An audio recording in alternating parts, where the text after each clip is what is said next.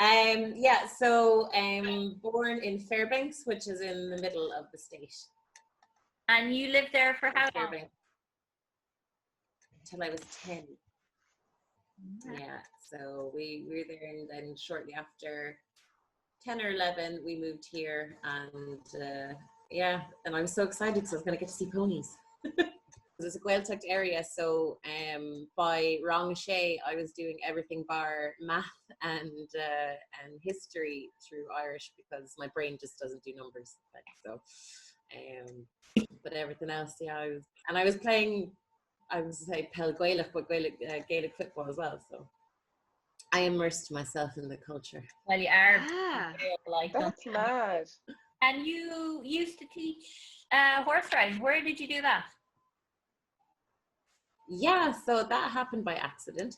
I did it in 2 different places. So there used to be a local riding school, and there was a family that show jumped and stuff, and the riding school got reopened. So I worked there for maybe 2 summers and met Aidan from Iceford Stables by accident or by chance during the riding and road safety. And then I started off as 3 days a week for the first 3 months, turned into full time, and I moved my horses and my whole life out to Ballina to teach in the riding school for nearly 4 years.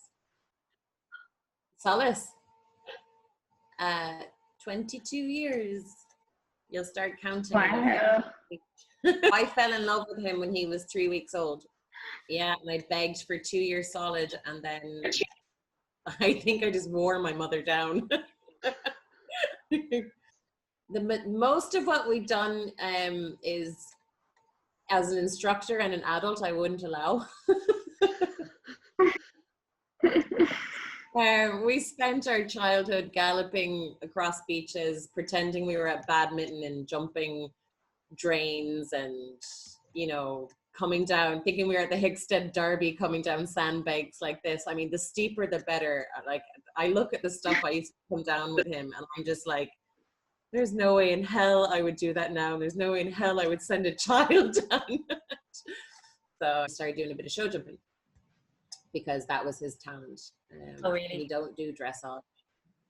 And cross country, in theory, he loves, but you need a certain amount of control, I think, for cross country. So, So when did G come into your life then? I suppose, again, when I was kind of in my early 20s, I started mucking about, and I had a few ponies. So I bought like a yearling, and I had him until he was a 3-year-old, and he went on to be a grade A show jumper. And then I bought another pony, who was a big 13-2, little cobby type. He was beautiful, called Cody, and I sold him. He's actually up in Dublin somewhere, hopefully still with a lovely pony club family, because he was a dote. So I kind of went through a series just of buying things. And then from Cody, once I sold him and Bobby, I bought Robbie, who was my 18-hand monster. And he was going to be my forever horse, like, because at that stage, Solas, after his accident in the box, wouldn't travel anymore. And it was just too traumatic to take him anywhere. We've tried everything, every method possible, backwards, forwards, sideways, lorry, horse box, you name it, he just doesn't travel. So I was itching to go to shows. So I bought Robbie and bought him as a 3-year-old, bought him from a field thinking that, you know, Jesus, the big horse, really like him, he's cool. Got him home, and until we got him home, just how big he was. Like at 3, he was about 17.2. So by 5, he was 18.1. And he was humongous, and I loved him. I backed him. I was the only person ever to ride him. And then we took him hunting. His first hunt, he was amazing. We were giving people leads. Then his second hunt, he went, this is fun. And he stood up on his hind legs. And I slid off him. Solas is a buckler. I'd never had a horse rear with me. So I just literally, like a slide, slid off him, put my foot back in the stirrup, got back up, and went. But when we got home, he just wouldn't stop rearing, like, even to the point he was napping when I put him out. He was napping when I put my foot in the stirrup. He'd try and rear and everything. The was with somebody in the arena with a lunge rope, and a lunge whip, sorry, to stop him from napping on me. And the day we tried everything, I draw reins on him one day because I learned, okay, if I can keep him down and forward, it'll stop him from napping and going up. But he still managed to rear with me and send me flying through the indoor.